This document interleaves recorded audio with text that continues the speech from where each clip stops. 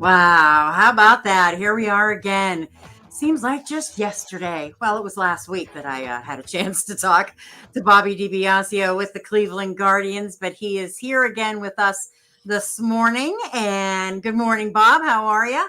Happy opening day, Pam. Yeah, it's amazing, right? All of a sudden the calendar turns and we're ready for another baseball season. Shane Bieber on the mound tonight. Everybody has to stay up till 10 o'clock and listen to Hammy and Rosie or watch on TV. But it's exciting with a new manager and again, one of the youngest teams in baseball. Can't wait. I know. I can't believe it either. Speaking of the new manager, let's talk about Stephen Vogt right off the bat here. I mean, tell us first of all, tell us a little bit about him, and tell us what we might see different from him than we would from Terry Francona. Well, I think first, I don't know if we're going to see a whole lot different. I think we're going to try to play the same style of baseball that we have for the past decade plus. The last 11 years, the Cleveland Guardians have won the fourth most games in all of baseball. The Dodgers, Yankees, and the Houston Astros, who have won one more game than us in the past 11 years, have put an asterisk by their name. So I think the style of play built on pitching, a strong bullpen, we catch the ball. But I think one of the things that was pretty evident in spring training was still working on skill development because of the young team that we have. So the coaching staff that Stephen put together, pretty young, other than Sandy and Carl Willis. It's a staff that really understands that with this young team, they need to continue to develop. Just because you got to the big leagues doesn't mean the hard work stops to become better and better.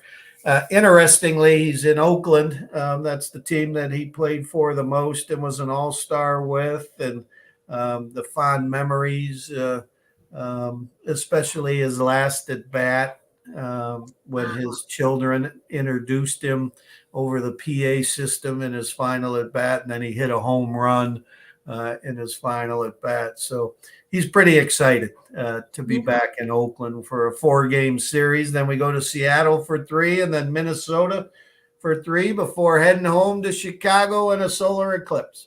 I know. And all the things that will be happening in Cleveland that day. Exactly. Yeah. And I guess, you talk about a young team. I mean, I guess would the message to fans be patient, maybe? Well, let's see. Brian Rocchio at shortstop. He won the battle. We feel very confident that Brian could, become an impact big leaguer. He's got the footwork, the arm, the hands. Reminds me of Omar Vizquel at shortstop. How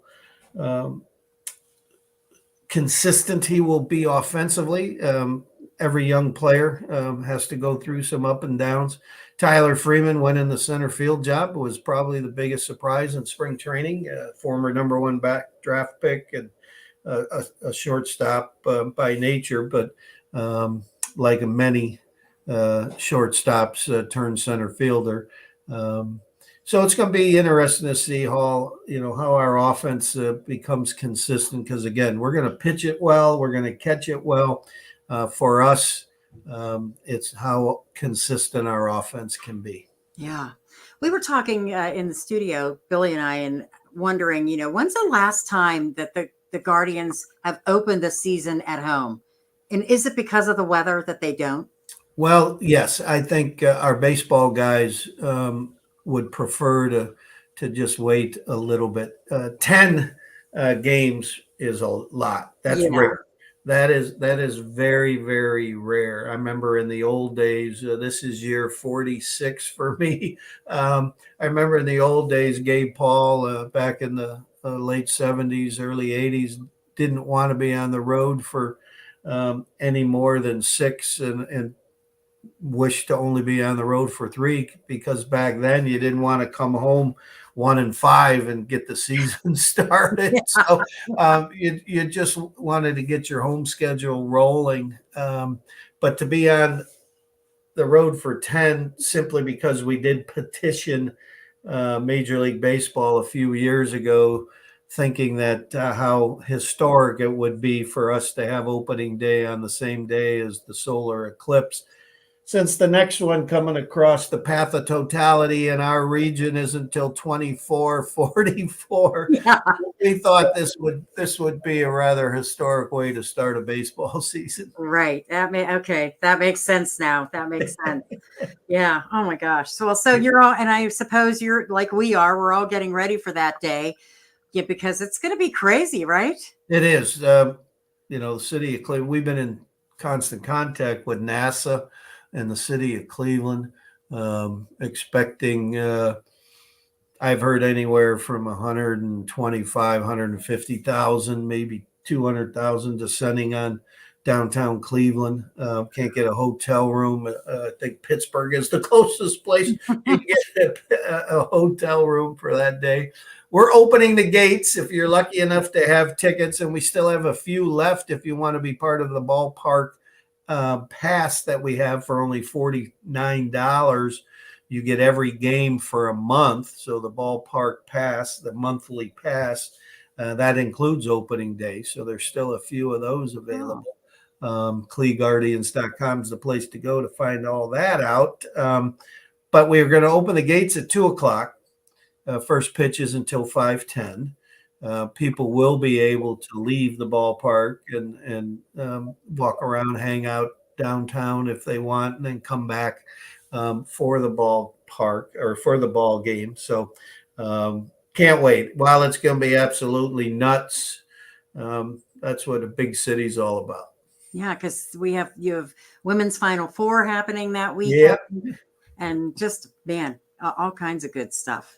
Okay. Yeah, it's gonna be fun. Yeah, the mania of Caitlin Clark at Iowa, whether or not she's gonna be in town for the Final Four. Look forward to that. The Greater Cleveland Sports Commission does a remarkable job bringing major events to our town, and this is another huge. The women's Final Four is a huge one coming to our town for sure. Well, so excited to have you and Rosie back in the rotation for us. Here we go. Excited, and we'll talk to you in a couple of weeks. Sounds good, Pam. You take care. Happy opening day. Happy opening day.